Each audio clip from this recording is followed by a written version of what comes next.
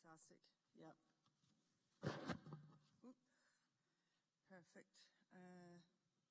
If I wanted to put this out of the way somewhere so I could move a strip from side to side without danger, I can do that. Sorry? Oh, sorry. Yeah, so that's fine. Thank you very much. Lovely.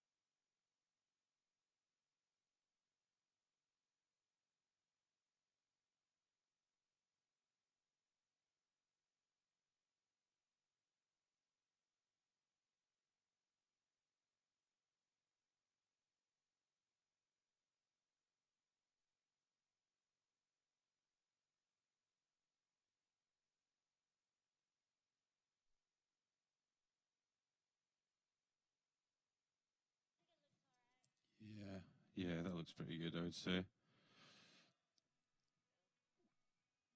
Ashley, Ashley, have you got me? No, not that one. Not that one. Where are you?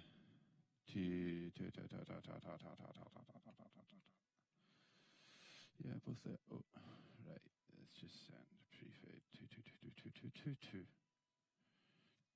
Two. That's very strange. Two. Was it? Good. That's what I was wanting it to do.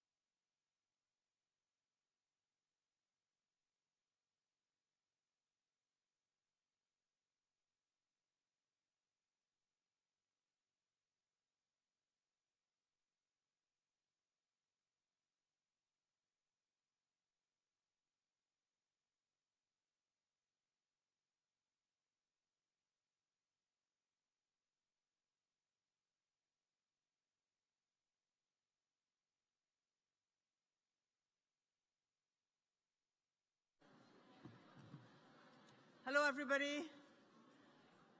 Hello there. If you wouldn't mind taking your seats, and we'll get started. It's a great pleasure to be welcoming you once again to the Scottish Resources Conference, being held for the first time in its 18 years here in Perth, the fair city of Scotland. And you may notice, those of you who have been here in past years, that I'm once again standing behind this very fine lectern made by the Edinburgh Remakery 3 years ago, and it's all made from computer parts and screens, and doing very well still after 3 years. The event today and tomorrow is happening at what feels like a pivotal time in the life of the nation, and in a different sense, actually, of the world. The country is teetering politically on the edge of, well, something, but we're still not quite sure exactly what, to put it mildly. And the world is teetering on the brink of what's looking more and more like climate change catastrophe, unless meaningful action is taken fast. As now is widely recognised, Scotland is very much doing its bit.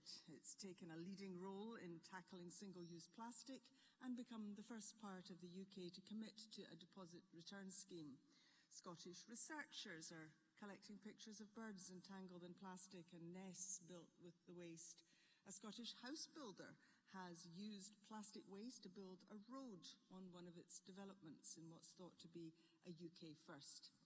And led by Zero Waste Scotland, continuing progress is being made towards a circular economy, with a focus in a report this year on the skills needed, which was really interesting. I must say it's been quite fascinating for me over recent years to watch ideas emerging at this conference and then making their way into policy action and public discourse.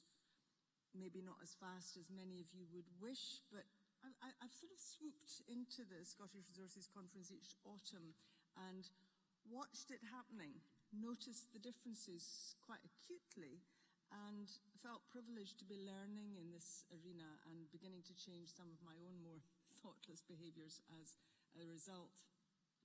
Over the next couple of days, we'll be focusing on all of this: the circular economy, climate change, extended producer responsibility, construction, consumer behaviour, food waste, the plastic tax, and much else. We've got some terrific speakers lined up, and panellists and workshops.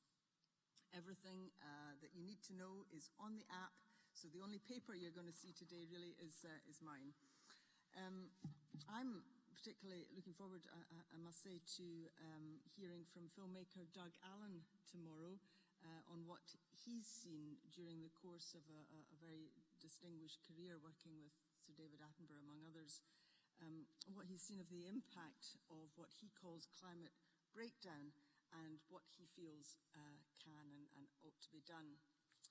Before I do anything else, could I make mention of our conference sponsors, headline sponsors Valback and Bin Group, Recycling Technologies for the Speed Pitch Hub, and FCC Environment for the bursary sponsorship. Thank you, one and all. We couldn't do it without you.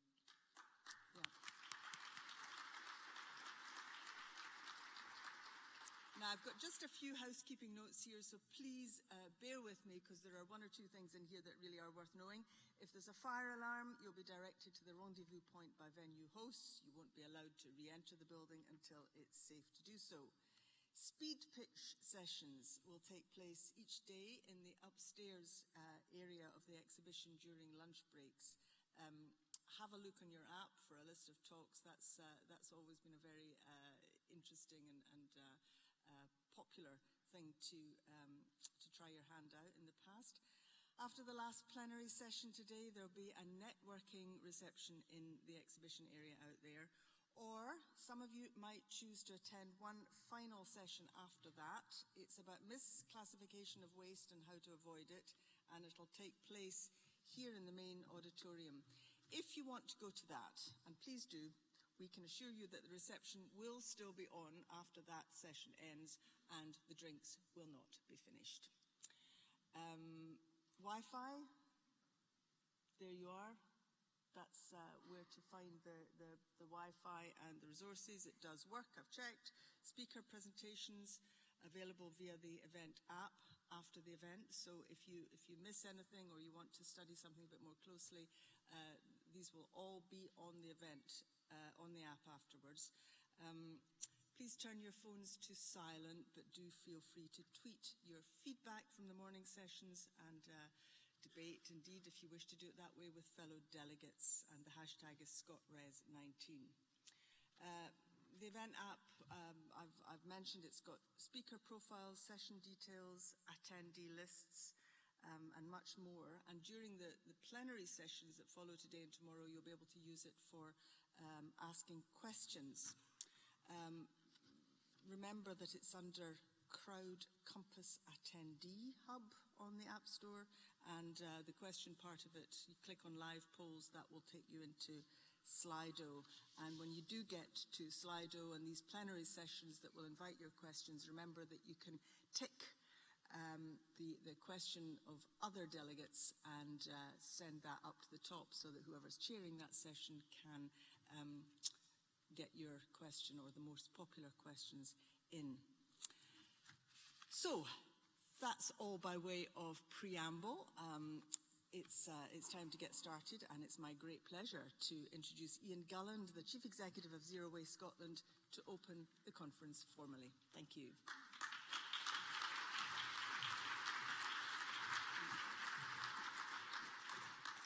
Thank you very much. Thanks, Sally. I'm always slightly nervous when I get introduced by Sally when I take to the stage.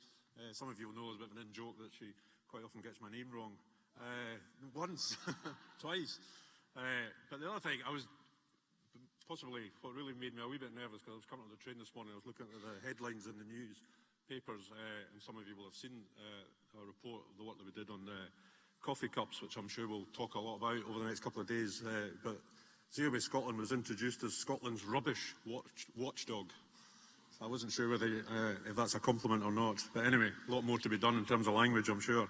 But anyway, on behalf of the event sponsors, I'd like to welcome everyone to not just our annual conference, but our annual conference here in Perth for the first time. And it's fantastic to see so many of you here to come and help us not just celebrate what we've all been doing in our industry, but very much to look forward to the future. And as Sally said, we can't escape certainly the climate crisis and all the impacts that are happening not just here in Scotland but around the world, and the ambition that we've obviously set ourselves here in Scotland to end Scotland's contribution to climate change by 2045, which when I reflected is 26 years away, and I have been working in this sector for 26 years, so I kind of feel I'm in the middle, and I started reflecting on that. I'm not going to tell you all about my past 26 years, but when I set out 26 years ago at East Lothian District Council, as it was then, we didn't even have a recycling rate. We didn't even talk about recycling rates. My key ambition was to have the best landfill site in Scotland, I think, at that time. So I think you can really see the dramatic shift that has happened over that 26 years. So it's very much about looking forward to what the next 26 years will be, and the significant impact that all of us in this room will surely have in that. And the other thing that's really got me going in all of my 26 years in the profession in terms of resource management is I don't see myself as solving somebody's problem. I've always seen myself and my colleagues working to realise real opportunity, both here in Scotland and abroad. And that's really what this is about, is how do we realise the circular economy opportunities, not just for Scotland, but for the globe. It is about doing things differently, it is about adopting new ways of working, and it's certainly not business as usual. And I know that's what really gets us all up in the morning. So it's great to see everybody here. One of the things that I get asked about quite often is, so how are we actually going to do this, Ian? How are we going to realise these opportunities in the circular economy? And as anybody who goes to any event about the circular economy, everybody talks about collaboration. And the first thing to get collaboration going is you have to get everybody in the same room and on the same page. So this is very much the heart of this conference for 2 days. We go on about that quite often in Scotland, that being a small country, it's quite easy to get everybody in the same room from diverse sectors and to really get the debate going. So here we are, we've got 2 days, we're all in the room, and that is the first start to positive collaboration. So it's all about sharing the experiences, reflecting on the journey we've had, but it is about the debate, but more importantly, it's about the planning for the future. It's about planning for the work that we will do together as an industry to realise the ambitions both for Scotland and for the world. So thank you very much and welcome everyone.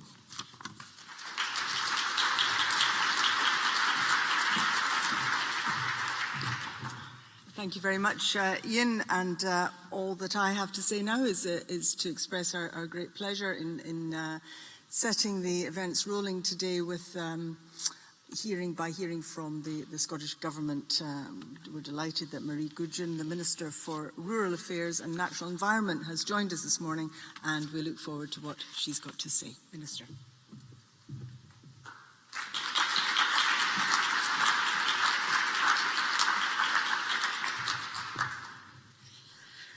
Thank you for that, and a massive good morning, and thank you so much for having me along today, and thank you to the organisers of the Scottish Resources Conference for inviting me along today, because it's great to be here with you to talk about just some of the exciting work which is going on within government and right across Scotland to prevent waste arising, to tackle litter, and to try and create a more circular economy.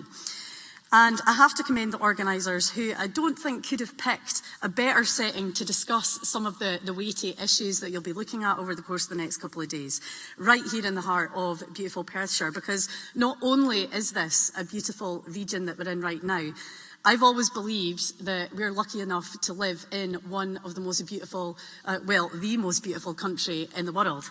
And it's our natural heritage that's of huge importance and value, and our natural heritage is a resource which has to be used sparingly and conserved carefully.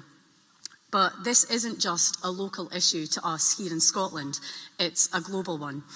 As I'm sure many of you have, I've been totally inspired recently watching Greta Thunberg speaking on behalf of all young people whose future is under threat from the global climate emergency. A young woman who's pretty much half my age, but who is really making the world sit up and pay attention. We have a duty to the whole world, not simply to our own immediate environment here in Scotland. As a responsible global citizen, the Scottish Government has already achieved a lot. We've almost halved our emissions since 1990, and we're seeking to go even further. By 2045, we will have ended our contribution to climate change, something we legislated for in our groundbreaking climate change legislation passed in the Scottish Parliament just last week. This represents an ambitious contribution to the aims of the Paris Agreement, and it will require difficult decisions to ensure it's fair to everyone and that no one group in Scotland bears the brunt of the changes. Being responsible in how we handle and dispose of our waste and steward our natural resources will allow us to respond to the global climate emergency while promoting inclusive economic growth. The discussions which will carry on between government and the waste management sector across this conference and beyond should be about challenging each other to do more together, to be bold world leaders in creating a more circular economy in Scotland. And what I want to do in these remarks today is to set the context for that, first by reflecting on what we've achieved so far, and then by talking about some of the activities which we're getting underway. Statistics released in September showed that in 2018, across Scotland, we once again recycled more than we sent to landfill. The volume of household waste sent to landfill has dropped by 15% since 2014, which puts us comfortably ahead of the EU target for 2020. And the total tonnage of household waste generated in Scotland fell by 2% between 2017 and 2018 to around 2.4 million tonnes. That's great news for our action on climate change. The whole of life carbon impact of household waste generated and managed in 2018 fell by 2% compared to 2017. Since 2011, this figure is down by over 1 million tonnes of CO2 equivalent, or 15%. Our commitment to support everyone to recycle more is reflected in the introduction of the Scottish Household Recycling Charter in 2015. The Charter and the accompanying Code of Practice were designed to make it easier for people to recycle the right things, reduce contamination, and support the creation of new jobs in Scotland. The Code of Practice specifically sets out a consistent 3-stream system for dry recycling. Paper and card mixed in one receptacle, plastics and metals in another, glass in a separate receptacle. Having consistency across Scotland should reduce confusion and make recycling simpler for everyone. And that's why I'm delighted that 30 out of the 32 local authorities have signed the Charter. While councils are best placed to provide advice on local recycling guidelines, we continue to work alongside them to create a more efficient approach to recycling, and the Household Recycling Charter for local authorities will be evaluated in due course. But despite all that we've achieved, these statistics also show us where we need to do more. I recognise that the percentage of household waste recycled fell slightly last year from 45.5% in 2017 to 44.7% in 2018. Now, that might partly be due to a fall in international demand for recyclable materials, but it also shows us that we can't afford to be complacent in our drive to increase recycling. We need to be more ambitious still, working to change the whole culture around waste and encourage people to adopt more sustainable behaviours. In order to end our contribution to climate change completely and become a net zero society by 2045, we all have to consider the impact of our actions and share responsibility to ensure we transition to a fully sustainable and waste-free economy. And I'm excited to have the chance to talk about some of the things that we're doing to try and make that happen. On the 10th of September, the draft regulations to create the legal framework for a deposit return scheme for Scotland were laid in Parliament. This began a 3-month process of consultation and public comment, and I would absolutely encourage you all to take part in that process. Once we've considered the comments and determined whether to make any changes to the draft regulations, we'll begin the affirmative procedure leading to a vote in Parliament, which will probably be at the start of 2020. Our proposed scheme for DRS is ambitious in its scope, covering single-use drinks containers made of PET plastic, glass and metal. Keeping that scope wide increases the potential benefits for our economy as well as for the environment. For example, by increasing the recycling rate for glass from the current 64% and ensuring separate collection of glass, DRS will significantly increase both the quantity and quality of glass recyclate available for reprocessing, meaning reduced emissions and a higher quality end product. Now, I know that many of you here will be involved in preparation for DRS, and I would emphasise again that this period of consultation is a really good chance to make sure that the scheme works well for businesses, consumers and for other stakeholders. I know that Zero Waste Scotland and local authorities continue to work together to assess the impact of DRS on current waste collection services, and I really want to thank everyone who has fed in their views so far on how best to implement DRS in Scotland. We view DRS as an efficient and effective way for drinks producers to meet their responsibilities. However, we also know that the challenges we face in relation to packaging extend beyond the cans and the bottles that we buy. That's why, as well as our work on deposit return, we're also working with each of the other UK administrations to reform producer responsibility arrangements for other forms of packaging. The current packaging producer responsibility regime has been in place for more than 20 years, and it's undoubtedly helped to drive the improvements in recycling that we have seen over that period. But nevertheless, it's clear that the system needs to be reshaped if it's to properly reflect the scale of our ambition to reduce the amount of unnecessary and difficult to recycle packaging that we unfortunately continue to see. Our work to date has been informed by an extensive public consultation, and further detailed proposals are due in the coming year. Now, I'm sure that many of you will have been watching or listening to the announcement of the programme for government for 2019-20 and heard the First Minister place Scotland's response to the global climate emergency at its heart. As the world wakes up to the impact of our consumption on all of our futures, developing the circular economy will play a vital role in responding to this defining issue. It would take too long to list every single programme for government commitment, but there are a few which I think it's really worth emphasising today. By the end of this year, we'll host a recycling summit of senior leaders across the public and private sectors to identify ways we can accelerate progress towards our ambitious recycling targets. We will also, in partnership with COSLA, establish a strategic steering group to find ways that we can support delivery and further enhance or transform strategic approaches to waste and household recycling. And we will begin evaluation of the Scottish Household Recycling Charter. Scotland is already leading the world in this area. Making Things Last, which we published in 2016, was one of the first circular economy strategies anywhere in the world. It articulated very clearly the benefits of a circular economy, not just to the environment, but also to inclusive economic growth and the flourishing of our local communities. Keeping products and materials in high-value use for as long as possible hugely benefits our environment, cutting waste and carbon emissions and reducing our reliance on scarce resources. Building on this, the First Minister announced in the programme for government that we will shortly consult on a circular economy bill to tackle Scotland's throwaway culture.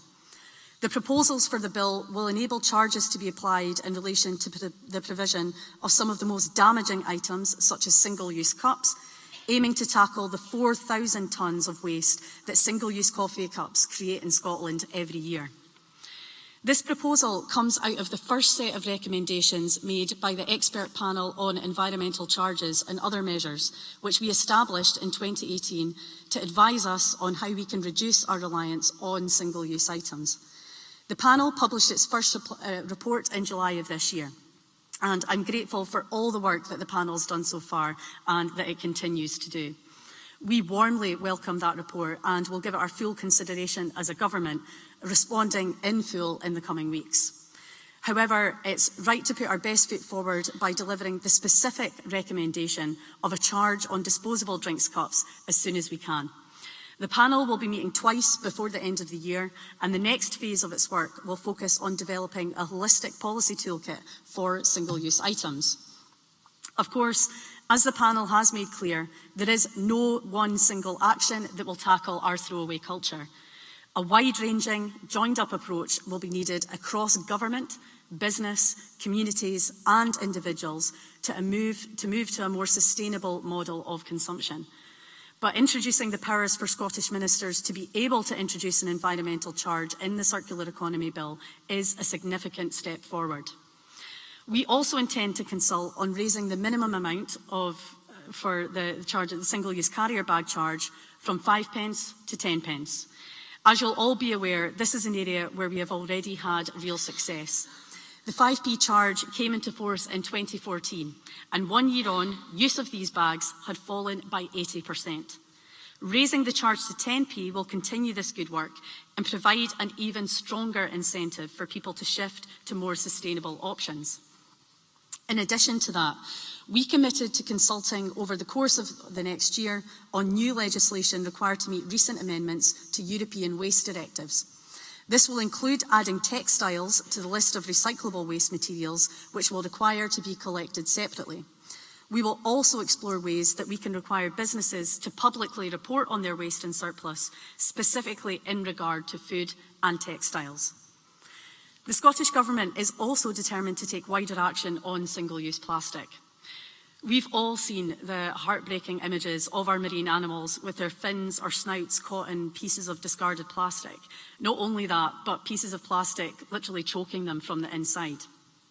Keeping plastic out of our wild spaces has to be a priority, and I'll say a little more about what we're doing to reduce littering just in a moment. Because even when carefully disposed of, single-use plastic wastes energy and uses up scarce resources. That's why we've already taken strong action on single-use plastic. And it's also why we wholeheartedly embrace the EU's vision of phasing out single-use plastics by 2030 wherever possible. As the First Minister announced in the programme for government, we'll go even further by banning more problematic single-use plastic items, such as cutlery, plates and food and drink containers made of expanded polystyrene by 2021. These actions are part of the standards set out in the EU's Single-Use Plastics Directive, which we are committed to matching or exceeding. We will put equality considerations at the heart of our approach, consulting and engaging when implementing any action on single-use items in Scotland, making sure that the needs of those with disabilities are considered and recognising that some single-use items are a necessity and not a luxury for some. But where they are a matter of convenience or where reasonable alternatives exist, we have taken and will continue to take decisive action. Where items do end their life as waste, it's important that they're disposed of responsibly and don't just end up as litter. Last year, we published an updated Code of Practice on litter and refuse, setting out clearer guidance on the statutory duties of local authorities and other public bodies in keeping their land and roads clear from litter and refuse. The new Code of Practice supports the fundamental shift that we set out in the National Litter Strategy, that prevention and behaviour change are the most effective and cost-effective ways of dealing with litter. Public services currently spend around £50 million a year tackling littering and flag tipping in Scotland, and this is clearly money that could be better spent elsewhere. We recognise that litter is still a significant issue and a concern for communities, and that's why, as part of the consultation on the Circular Economy Bill, we've announced a new penalty regime for littering from vehicles, which will hold the registered keeper ultimately responsible for litter dropped from their vehicle. That will strengthen the existing enforcement structure and act as a strong deterrent to reduce roadside litter right across Scotland. Related to the issue of single-use plastics and other items is the need to reduce items ending up in landfill when they could and should have been recycled. That's why the Scottish Government remains fully committed to ending the practice of sending biodegradable municipal waste to landfill in order to contribute to climate change targets and ensuring that Scotland's waste is managed in a sustainable way. Significant progress has already been made towards the ban, including further strides taken since the Waste Market Study was published in April. But despite this further progress, engagement with local government and industry representatives has made it clear that full compliance by 2021 won't be possible without significant reliance on export options, including landfill in England, with knock-on effects for the environment and additional financial implications for local authorities. So taking account of these factors, we're prepared to accept, however reluctantly, that a transitional approach is necessary and that some commercial operators and a minority of local authorities need longer to achieve full compliance with the ban. Therefore, full enforcement of the ban will be delayed until 2025 for both public and private sectors managing waste covered by the ban. This timescale is in line with the broader advice provided by the Climate Change Committee on action needed to meet net zero emission targets. But the objective remains the same. The Scottish Government remains committed to ending the practice of sending biodegradable municipal waste to landfill. We will continue to work closely with key partners to support that progress at pace and will bring forward detailed proposals for this transitional approach in due course. As a final point, I want to return to my comment at the start about the abundant natural resources that we see around us in Scotland and how they act as a reminder of the importance of looking after our natural environment. Minimising food waste is a crucial part of this. Food waste is a global issue, with a third of all food produced for human consumption going to waste. This generates about 8% of the world's greenhouse gases. In Making Things Last, our circular economy strategy, we set out our ambitious commitment to reduce food waste in Scotland by a third by 2025. Scotland is a country that's rightly proud of its international reputation for its food and drink. And I think it goes without saying that, of course, food is vital for life and should be something that we all value. Food should not be something that we casually over-purchase, over-consume, or throw into a landfill bin.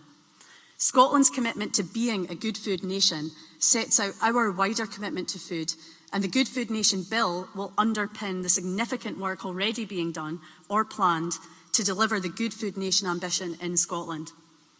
In the Food Waste Reduction Action Plan published in April, we set out a range of actions that will tackle food waste and help us reach our 33% target. We have committed to consult on an obligation for retailers to redistribute food surplus, setting a mandatory food waste reduction target, mandatory annual reporting of Scotland's food surplus and food waste, and reviewing the rural exemption on food waste. That hard work is paying off.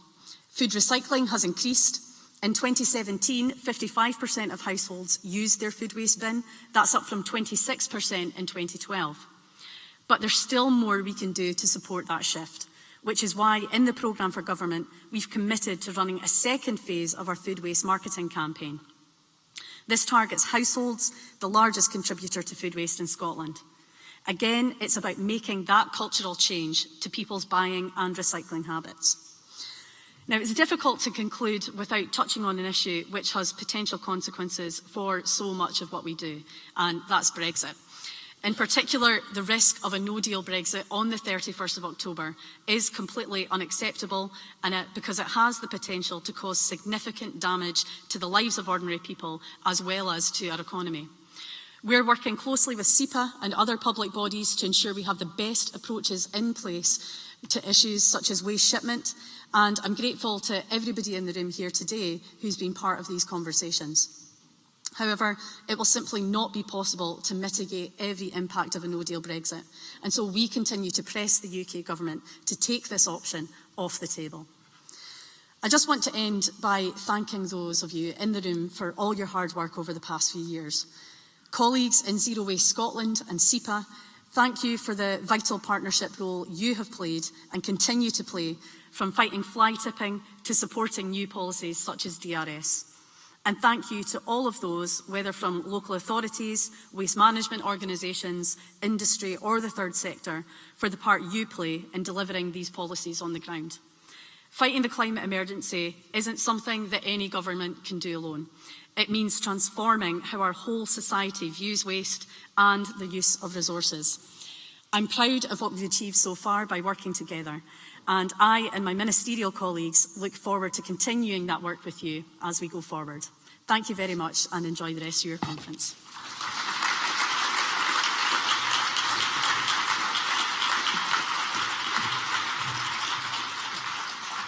Thank you very much, Minister. The Minister is not able to stay, as you can see, to take any questions this morning, but I hope you feel that that statement has been useful in giving a detailed sense of what's been achieved, what's being planned, and what still needs to be done in the future.